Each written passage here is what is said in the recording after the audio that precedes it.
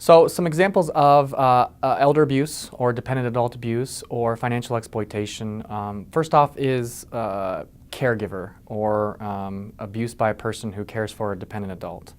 You can see that in physical manifestation, so not taking care of a person who has physical needs, needs to walk around, needs to receive certain adaptive technology and isn't receiving that. You can see that in that sense. You can also see it in the financial sense of a caregiver to where they may not have legal access to a bank account or to other type of assets, and they use those for their own benefit.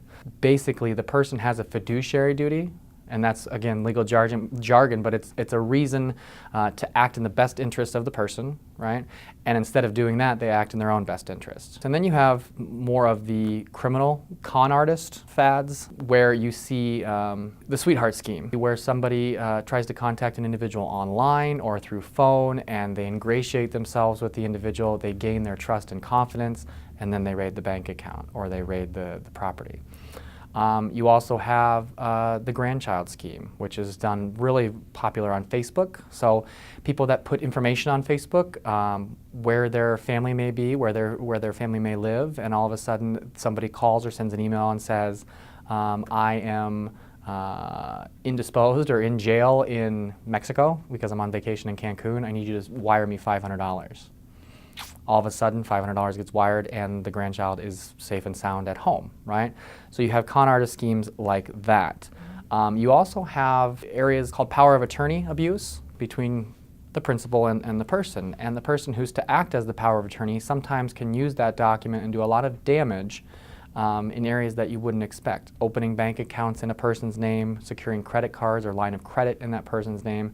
They do a lot of things that are not meant to be used for a power of attorney.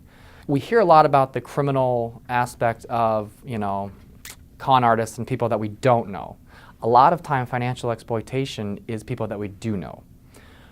Sons, daughters, nephews, people that are close to us, people that we invest trust and have a history with. And we don't want to believe that they would take advantage of us or our goodwill. And those are the cases where you can really have a lot of damage and really have a high dollar amount because, number one, not a lot of people are going to expect that that person's going to do that. And secondly, nobody really wants to report that. Nobody wants to go to the police and say, my son or daughter or my grandchild or my nephew or niece is stealing from me.